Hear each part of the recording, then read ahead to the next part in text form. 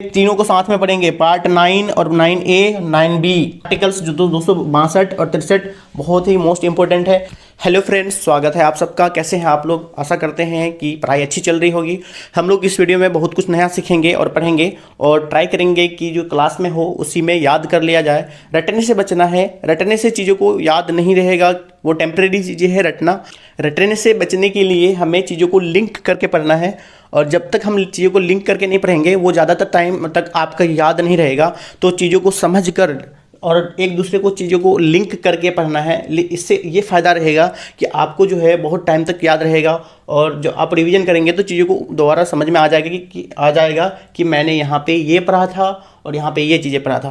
तो आज का टॉपिक है हमारा पार्ट्स ऑफ इंडियन कॉन्स्टिट्यूशन, यानी जो भारत के संविधान के जो जितने पार्ट्स हैं तो हम उनको डिस्कस करेंगे। जो हमारे लिए बहुत इंपॉर्टेंट हो जाता है कि कोई भी आर्टिकल दे दिए जाते हैं और बोल दिया जाता है कि वो आर्टिकल्स जो है संविधान के किस पार्ट में है या फिर वो प्रोविज़न किस प्रोविज़न से आता है। तो वो सारे जो प्रॉब्लम्स होंगे, दिक्कत होगा, जो क्वेश्चंस को सॉल्व करने के लिए हम इसको इतनी सिंपल तरीके से पढ़ेंगे कि आप एक बार अगर पढ़ेंगे तो आपको चीज़ें याद हो जाएगा।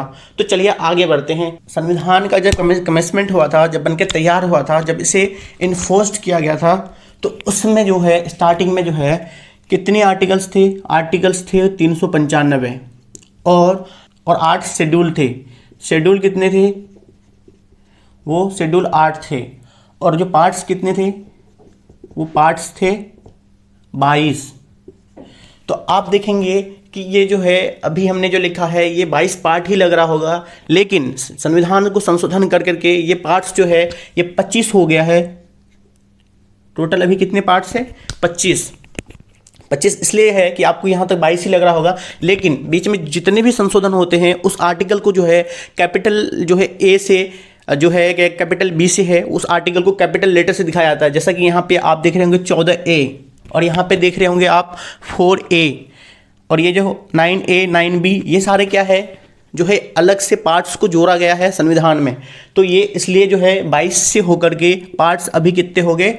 25।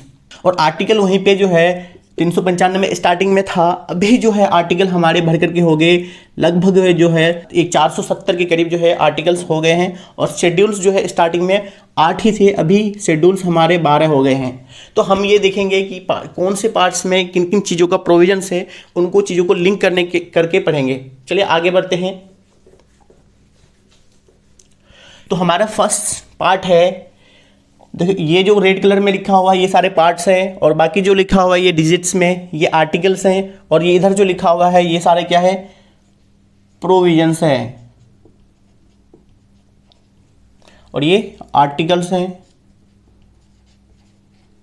और ये पार्ट्स हैं। तो फर्स्ट पार्ट जो है वो आर्टिकल 1 से लेकर के 4 तक का है, जो यूनियन और इसके टेरिटरी के बारे में बात करता है। फर्स्ट पार्ट 1 से 4 के बीच में जो बोलता है कि the union and it's territory, मतलब यूनियन और उसकी जो टेरिटरी है, कहाँ तक उसकी बाउंड्री है, कहाँ तक जो है उसका एक्सटेंट है यूनियन का, तो उस चीज़ों को बताता है। इसमें जो यूनियन टेरिटरीज है, बाकी जो चीज़ें हैं, इंडिया किसी को अगर एनेक्स्ट कर लेगा या फिर किसी को अपने पार्ट में मिला लेगा, सारे प्रोविजंस इसी में है पार्ट 1 में, आर्टिकल 1 से लेकर 4 तक के बीच में। और चलते हैं नेक्स्ट। सेकेंड पार्ट जो है हमारा वो है आर्टिकल 5 से 11 में, जिसमें सिटीजनशिप की बातें किया गया है। फर्स्ट पार्ट हो गया क्या? यूनियन के बारे में। पहला अपने देश के बारे में बात करेगा, जो यूनियन है यूनियन के बारे में बात करेगा, यूनियन एंड इट्स टेरिटरी के बारे में। एंड दूसरा जो है अगर अपने देश के बारे में बात कर लिया तो अब वहाँ के जो रहने वाले जो लोग होंगे उनको सिटीजन्स कहा जाएगा, तो उनकी सिटीजनशिप जो है उसकी गारंटी करेगा आर्टिकल 5 से 11 के बीच में। सिटीजनशिप 5 से 11। और जो वहीं पे पार्ट 3 है वो फंडामेंटल राइट्स है, जो बहुत इंपॉर्टेंट है लोगों के लिए, जो इंडिविजुअल राइट्स को बताता है। पार्ट 3 आर्टिकल 12 से लेकर के 35 तक के बीच में ये जो पार्ट है ये बहुत इंपॉर्टेंट है। आपसे इस पार्ट से 4 से 5 क्वेश्चन कभी कभी पूछ लिए जाते हैं या फिर 2 से 3 क्वेश्चन तो रहते ही हैं, और हर एक एग्जाम में यूपीएससी में है या फिर पीसीएस में इससे जो है क्वेश्चन आते ही हैं। तो पार्ट 3 है हमारा फंडामेंटल राइट्स, जिसको बोला जाता है, क्या बोला जाता है कि फंडामेंटल राइट्स जो गारंटी करता है किसकी? पॉलिटिकल डेमोक्रेसी की। पॉलिटिकल डेमोक्रेसी का प्रोविजन किस पार्ट में है, तो वो है 3। पार्ट 3 में बात होता है आर्टिकल 12 से लेकर 35 जो फंडामेंटल राइट्स को बताता है। एंड वहीं पे जो है नेक्स्ट जो है पार्ट है हमारा फोर्थ पार्ट जो DPSP directive principle of state policy. Fourth part article 36 से लेकर के 51 DPSP directive principle of state policy. तो हमने देख लिया पार्ट वन यूनियन के बारे में, अपने देश के बारे में। पार्ट 2 वहाँ के लोग जो रहेंगे उनके सिटीजनशिप के बारे में। पार्ट 3 वहाँ के जो लोग जो है रहेंगे तो उनको फंडामेंटल राइट्स, जो राइट्स मिलने ही चाहिए वो फंडामेंटल राइट्स। एंड जो पार्ट 4 है हमारा वो है डीपीएसपी के बारे में, जो है directive principle of state policy. तो यहाँ तक 4 हमें याद हो गए। तो है उसके बाद चलते हैं कि जो है एक जो पार्ट है पार्ट 4A, तो वो संविधान संशोधन करके ऐड किया गया है, जो फंडामेंटल राइट्स है। फंडामेंटल राइट्स हमारे संविधान में ओरिजिनल जो था वहाँ पे मौजूद नहीं था। तो ये 42nd कॉन्स्टिट्यूशनल अमेंडमेंट एक्ट जो है 1976, यहाँ पे फंडामेंटल ड्यूटीज़ को ऐड किया गया। इनिशियली फंडामेंटल ड्यूटीज़ कितने थे, 10, बाद में एक ऐड किया गया 2002 में। तो ये सारे चीज़ें हैं कि पार्ट 4A फंडामेंटल ड्यूटी, जो आर्टिकल 51A अकेला एक आर्टिकल है जिसमें 11 जो है सब आर्टिकल्स है। कितने आर्टिकल्स है, एक अकेला 51A। तो फंडामेंटल ड्यूटीज़ को बताता है, पार्ट 4A में है। पार्ट 5 वही जो है यूनियन को बताता है। 5 से क्या होगा, यूनियन, जो आप सिंपल भाषा में समझोगे जो सेंट्रल गवर्नमेंट है या सेंट्रल की जो चीज़ें हैं ये उसको यूनियन कहेंगे। तो वो पार्ट 5 में है, जो आर्टिकल 52 से लेकर के 151 तक है। फिर से पार्ट 1 में आर्टिकल 1 से लेकर 4 तक यहाँ ख़त्म हुआ, जो वहाँ पे ये स्टार्ट हो जाएगा।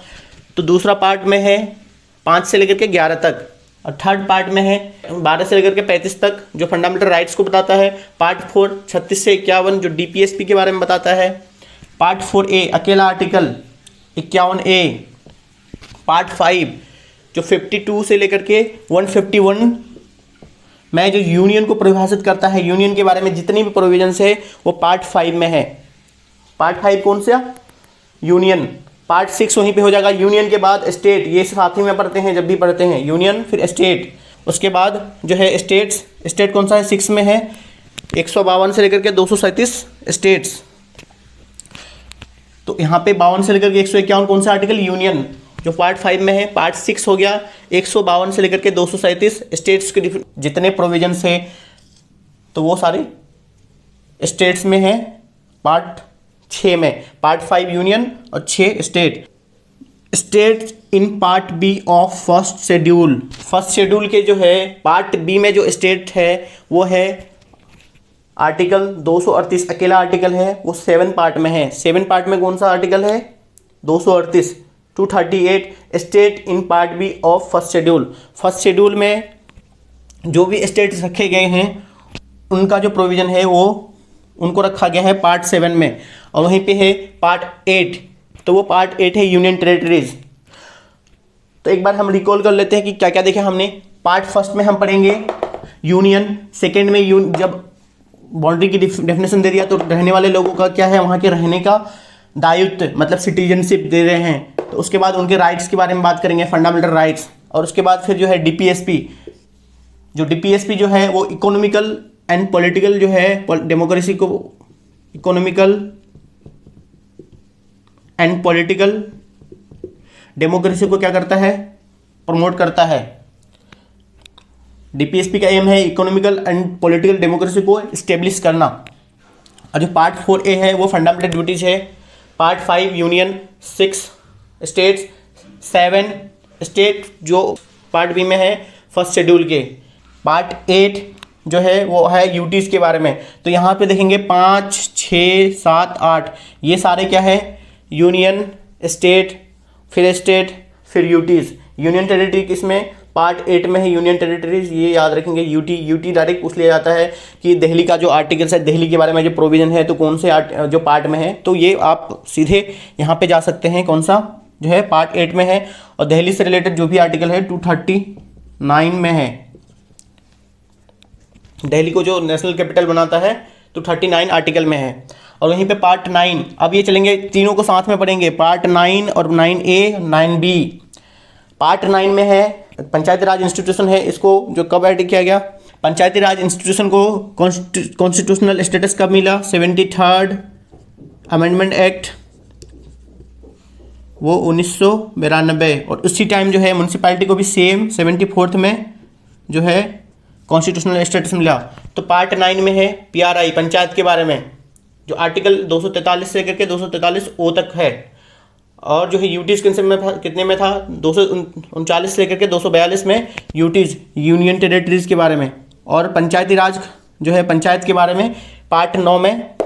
और जो है 243 से 243O जो आर्टिकल है उसमें 243 से 243O वो है पंचायती राज।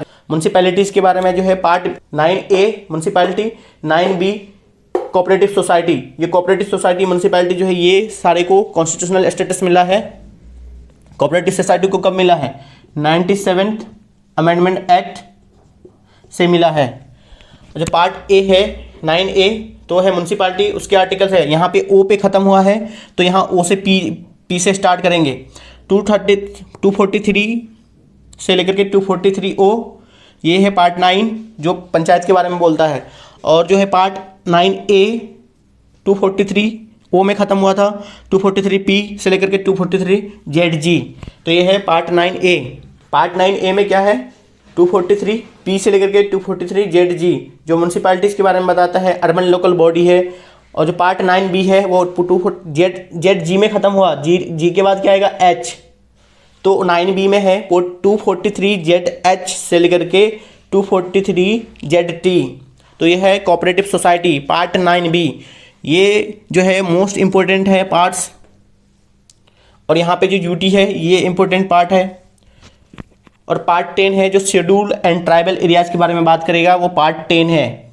पार्ट 10 कौन सा है, शेड्यूल एंड ट्राइबल एरियाज़ का जो प्रोविजन है वो पार्ट 10 में है। आर्टिकल्स कौन सा है, 244 से लेकर के 244A, तो ये जो आर्टिकल्स है शेड्यूल्स एंड ट्राइबल एरियाज़ के लिए वो पार्ट 10 में है, 244 से लेकर के 244A। तो अब हम एक बार रिकॉल कर लेते हैं कि पार्ट जो 10 तक हमने देखा है, एक बार उसको लिंक करके याद करते हैं कि पार्ट 1 यूनियन के बारे में, यूनियन और इट्स टेरिटरी के बारे में, ठीक। पार्ट 2 सिटीजनशिप देगा। पार्ट 3 जो है fundamental rights. Part 4 DPSP। Part 4A जो फंडामेंटल ड्यूटी जो ऐड किया गया बाद में। और पार्ट 5, 6, 7, 8 इनको साथ में याद करना है। 5 में यूनियन, 6 में स्टेट, 7 में शेड्यूल 1 के जो पार्ट B में जो है स्टेट्स है उनको रखा गया है पार्ट 7। 8 जो है यूटीज, मोस्ट इंपोर्टेंट यूटीज जो आर्टिकल 239 से 242 के बीच में है। अब और इन तीनों को याद करेंगे साथ में। 9A 9B, 9 में है पंचायत के बारे में और 9A के बारे में है। 9A में है कौन सी आर्टिकल पार्ट है, 9A में, 9A में है हमारा अर्बन लोकल बॉडी या फिर म्यूनसिपैलिटी। 9B में है वहीं पे जो कोऑपरेटिव सोसाइटी है जो 97th कॉन्स्टिट्यूशनल अमेंडमेंट एक्ट में संविधान का पार्ट बना। और जो है यहाँ पे एक जो आर्टिकल है DPSP में इंट्रोड्यूस गया था वो है आर्टिकल 43B 43B। पार्ट 10 है शेड्यूल एरियाज और ट्राइबल एरियाज। अब आगे बढ़ते हैं कि ये 10 को हमने देख लिया, अच्छे से याद कर लिया है। अब आगे बढ़ते हैं कि पार्ट 11 से अब स्टार्ट करते हैं। Next part 11। पार्ट 11 बात करेगा relation between centre and state. India का है एक यूनियन है, किसका, स्टेट्स का और यूटीज़ का, सबको मिलाकर के एक यूनियन बना है। तो यूनियन के बीच में जो रिलेशन होगा, जो चीज़ें तय होगा, तो उनके बीच में जो रिलेशन कैसे होगा, तो वो पार्ट 11 में है जो 245 से लेकर के 263 में जो है वहाँ पे मेंशन है। और इसी पार्ट में ये बहुत इंपॉर्टेंट पार्ट है क्योंकि जो यूनियन और स्टेट का जो है रिलेशन के बारे में बात करेगा। तो यहाँ पे आर्टिकल 262 और 263 जो है ये मोस्ट इंपॉर्टेंट है। ये है 263 जो है इंटर स्टेट काउंसिल के बारे में बात करता है, इंटर स्टेट काउंसिल। और जो है 262 जो है रिवर्स में जो डिस्प्यूट होगा, इंटर स्टेट जो रिवर डिस्प्यूट होगा उसका जो सॉल्यूशन जो करेगा ट्रिब्यूनल्स के द्वारा जो करेगा वो पार्ट 11 में ही है। ये रिलेशन बिटवीन स्टेट और सेंटर का जो है वो आर्टिकल 245 से 63। तो ये आर्टिकल्स जो 262 और 63 बहुत ही मोस्ट इंपॉर्टेंट है, तो वो इसी के बीच में आता है पार्ट 11 में, relation between state and centre के बीच में। और जो पार्ट 12 है जो पार्ट 12 है वो किसके बारे में बात करेगा? Finance, property, contracts, suits. Part 12 finance, property, contract, suits. Part 12 finance, property, contract, suits. जो आर्टिकल है इसके 200, ये 63 में खत्म हुआ तो 64 से लेकर के 300 ए पार्ट 12 में ही है 300 ए। और 300 ए आर्टिकल बहुत इंपॉर्टेंट है हमारे लिए। 300 ए आर्टिकल हमारे लिए इसलिए इंपॉर्टेंट है क्योंकि जो है पहले जो था प्रॉपर्टी के जो था हमारा प्रॉपर्टी, वो फंडामेंटल राइट हुआ करता था। फंडामेंटल राइट आर्टिकल 31 के अंदर, जो आर्टिकल 31 है उसमें फंडामेंटल राइट हमारा क्या था? Property as a fundamental right था। लेकिन इसको जो है 44th कॉन्स्टिट्यूशनल अमेंडमेंट एक्ट के द्वारा इसको जो है फंडामेंटल राइट्स को हटा दिया। आर्टिकल 21 को एबोलिश कर दिया गया, 31 को, आर्टिकल 31 को एबोलिश कर दिया गया और इसके जगह में जो प्रॉपर्टी था उसको लीगल राइट बना दिया 300 ए के तहत। तो आर्टिकल 300 ए कितना इंपॉर्टेंट है हमारे लिए कि उसको प्रॉपर्टी को जो था फंडामेंटल राइट उसको हटा करके इस प्रॉपर्टी को अब हमारे यहाँ क्या बना दिया? लीगल राइट बना दिया। पहले क्या था? Fundamental right. जो 300 ए जो है हमारा अब वो प्रॉपर्टी के से रिलेटेड है, जो लीगल राइट है प्रॉपर्टी अभी हमारा। तो पार्ट 12 264 से लेकर के 300 ए इंपॉर्टेंट लीगल राइट है, प्रॉपर्टी ऐसे लीगल राइट हो गया। तो 364 से लेकर के 301 में किसका? फाइनेंस की बात करेगा, प्रॉपर्टी की बात करेगा, कॉन्ट्रैक्ट्स और सूट। तो ये आर्टिकल्स जो है 300 ए यहाँ पे इंपॉर्टेंट है पार्ट 12 में। आगे चलते हैं कि जो पार्ट 13 है हमारा वो है ट्रेड, कॉमर्स और intercourse with in the Indian territory. मतलब भारत के जो अंदर में जो इंडिया का टेरेटरी है, जो हमने टेरेटरी के बारे में कहाँ डिफाइन किया था? पार्ट 1 में। और वहीं पे जो है पार्ट 13 जो कह रहा है, पार्ट 13 तो वो ये डिफाइन कर रहा है कि जो है वहाँ के बीच में जो ट्रेड एंड कॉमर्स जो होगा, जो व्यापार होगा या फिर इंटरकोर्स होगा, तो वो कैसे होगा। तो पार्ट 13 के में है और आर्टिकल से 301 से लेकर के 307। पार्ट 13 में 301 से 307 trade, commerce and intercourse with in Indian boundary या इंडियन टेरेटरी। इंडियन टेरेटरी का डिफिनेशन कहाँ पे था? ये पार्ट 1 में, जो आर्टिकल 1 से लेकर के 4 के बीच में है। पार्ट 14 जो है 308 से लेकर के 323 आर्टिकल है। कहाँ से कहाँ तक है ये पार्ट 14? 308 से लेकर के 323, जो बात करता है services under union and state. Services under union and state, आप जो भी गवर्नमेंट जॉब की तैयारी कर रहे हैं, या फिर यूपीएससी हो या फिर पीएससी हो, तो ये जो है सारे इसी के अंदर में आते हैं, पार्ट 14 के अंदर में आते हैं। तो जो है जितनी भी सर्विसेज मिल रहा है यूनियन और स्टेट के अंदर में, तो वो जो है पार्ट 14 में ही है मेंशन। तो आर्टिकल जो है यूपीएससी और पीएससी जो है इसमें ये आर्टिकल है 315 से, आर्टिकल 315 में है यूनियन पब्लिक सर्विस कमीशन और स्टेट पब्लिक सर्विस कमीशन। तो ये भी इसी के अंदर आता है पार्ट 14 में। और पार्ट 13 में हमारा क्या था? Trade, commerce and intercourse. Next आगे बढ़ते हैं कि पार्ट 14 ए, ये भी अमेंडमेंट से आया है जिसमें ट्रिब्यूनल्स के बारे में बात करता है। 14 ए में जो आर्टिकल 323 ए 323 बी जो है आर्टिकल उसके बारे में बात करता है। पार्ट 14 ए ट्रिब्यूनल्स के बारे में, ट्रिब्यूनल्स का जो भी प्रोविजंस वगैरह होगा हमारे संविधान में, तो वो है पार्ट 14 ए में आर्टिकल 323 ए 323 बी में। नाउ पार्ट 15, जो पार्ट 15 जो है ये इलेक्शन के जितने भी प्रोविजंस है, कैसे चुनाव होगा, चीज़ें होगा, वो पार्ट 15 में है इलेक्शन से। और यहीं पे ये एक आर्टिकल याद रखेंगे इसमें कि जो है इलेक्शन जो है इलेक्शन कमीशन ऑफ इंडिया जो है, जो इलेक्शन कमीशन ऑफ इंडिया या इलेक्शन कमीशन वो है आर्टिकल 324 में। और जो यूनिवर्सल एडल्ट फ्रेंचाइज है, आपको वोट देने का जो अधिकार है, वोटिंग एज, वोटिंग राइट किस में है? आर्टिकल 326 में है। वोटिंग राइट्स, ये क्या है? वोटिंग राइट आर्टिकल 326 में। तो ये है पार्ट 15 में ही है, इलेक्शन से रिलेटेड सारे प्रोविजन पार्ट 15 में। पार्ट 14 ए में हो गया ट्रिब्यूनल्स, पार्ट 14 में हो गया सर्विसेज अंडर जो स्टेट और यूनियन के बीच में जितने भी सर्विसेज दिया जाएगा उसके द्वारा जो दिया जाएगा अंडर में, तो part 14। Now next part 16। Part 16 है जो special provision related to certain classes. Certain classes कहने का मतलब वो सारे क्लासेस जो प्रेसिडेंट ऑफ इंडिया को लगेगा कि नहीं इसमें कुछ स्पेशल वर्क करनी चाहिए, जैसा कि SC ST हो गया, उधर बैकवर्ड सेक्शन हो गया, सोसाइटी में जो पिछड़े लोग हैं या फिर उनके बीच में जो काम करेगा। रिजर्वेशन वाला जो प्रोविजन है वो इसी में है, आर्टिकल 330 से लेकर के 342, 330 से लेकर के 342 जो आर्टिकल्स है ये बात करता है special provisions related to certain classes. मतलब ये स्पेशल प्रोविजन जहाँ भी दिया जाएगा तो ये मतलब क्या है, यहाँ पे रिजर्वेशन की बातें कर रहा है। रिजर्वेशन कहाँ पे है, पार्ट 16 में। पार्ट 16 जो है रिजर्वेशन से रिलेटेड है, और पार्ट 17 जो है ऑफिशियल लैंग्वेजेज। ऑफिशियल लैंग्वेज किस में है, पार्ट 16 में। इनके आर्टिकल्स जो है 343 से लेकर के 351, ये ऑफिशियल लैंग्वेज पार्ट 17 में है ऑफिशियल लैंग्वेज, और 343 से लेकर के 351 तक इसके articles. Part 18 next, part 18। Part 18 में जो है इमरजेंसी के प्रोविजंस है। इमरजेंसी कहाँ से लगेगा, 18 से। और इमरजेंसी कितने तरीके के होते थे, 3 तरीके के।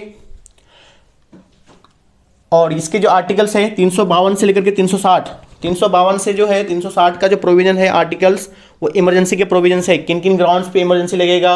और जो 352 है नेशनल इमरजेंसी की बात करता है, 356 है जो स्टेट इमरजेंसी या फिर प्रेसिडेंट रूल की बात करता है यहीं पे, और 360 जो है वो फाइनेंशियल इमरजेंसी की बात करता है। तो ये सारे क्या है, इमरजेंसी का बैकग्राउंड वो जो पार्ट 18 में है इमरजेंसी के प्रोविजंस।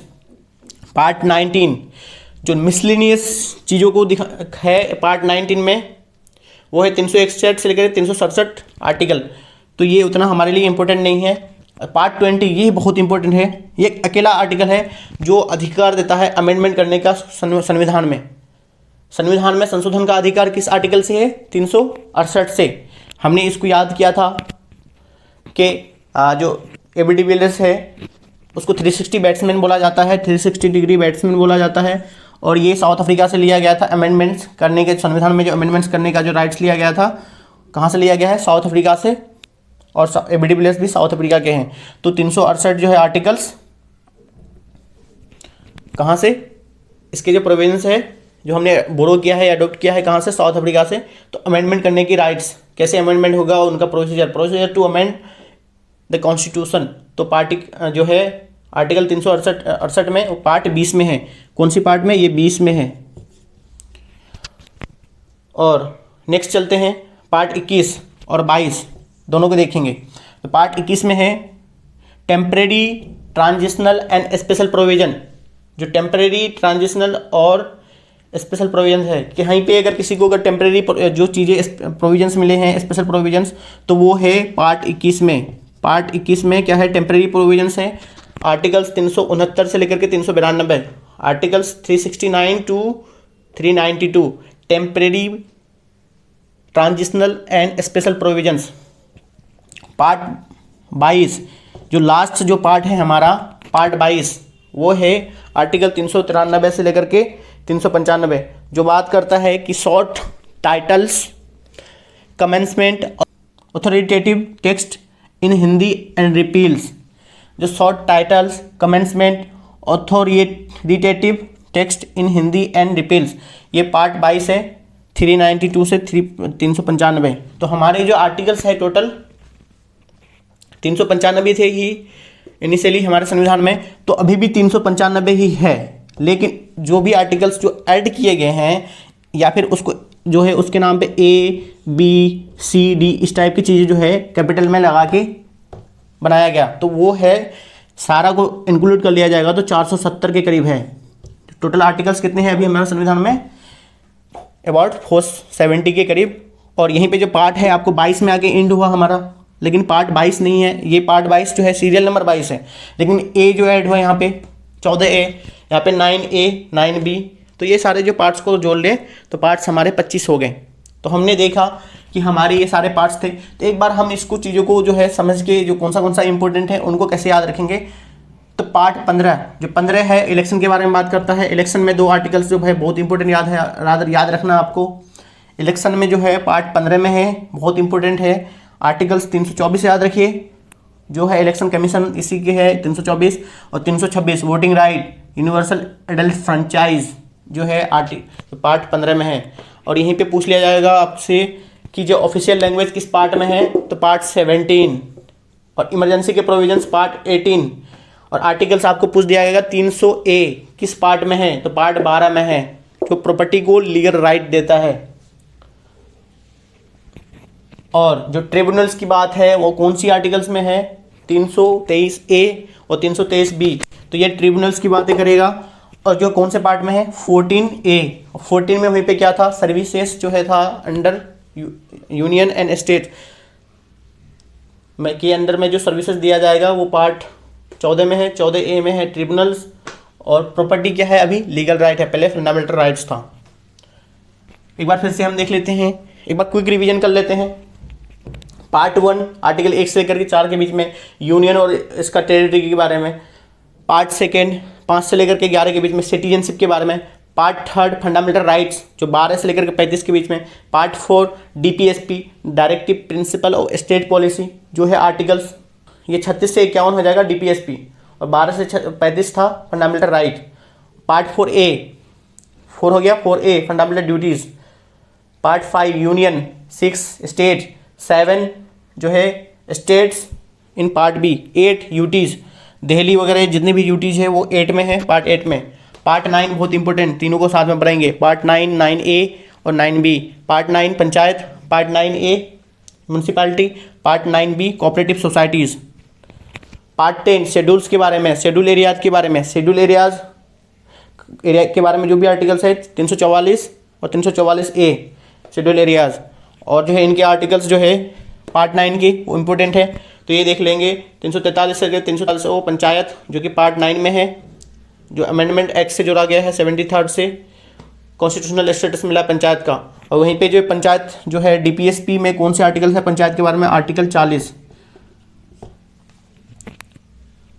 पार्ट 9A में जो आर्टिकल 343 से 343P से लेकर 343ZG जो म्यूनसिपैलिटी के बारे में। Part 9B cooperative society ZG तक हो चुका, तो ZH से लेकर के 343ZH से लेकर के ZT, तो यहाँ पे ये म्यूनसिपैलिटी है।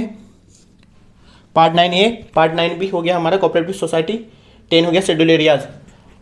और यहाँ पे जो इम्पोर्टेंट है वो है यहाँ पे 11 जो है उसमें 2 चीज़ें याद रखना है हमें, कि जो है इंटर स्टेट रिवर काउंसिल या फिर इंटर स्टेट जो काउंसिल है वो जो 263 है इंटर स्टेट काउंसिल, और इंटर स्टेट जो रिवर डिस्प्यूट है वो आर्टिकल 262 में है, उनके सोल्यूशन के बारे में ट्रिब्यूनल बनाएगा। और सेंटर स्टेट के रिलेशन 245 से 263 में। पार्ट 11।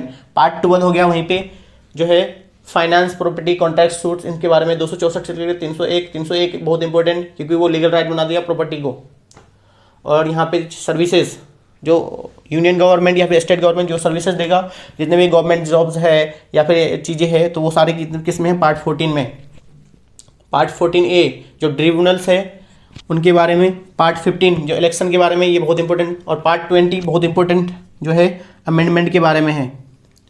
और इमरजेंसी के प्रोविजन जो 18 के बारे में है, बहुत इंपॉर्टेंट है ये।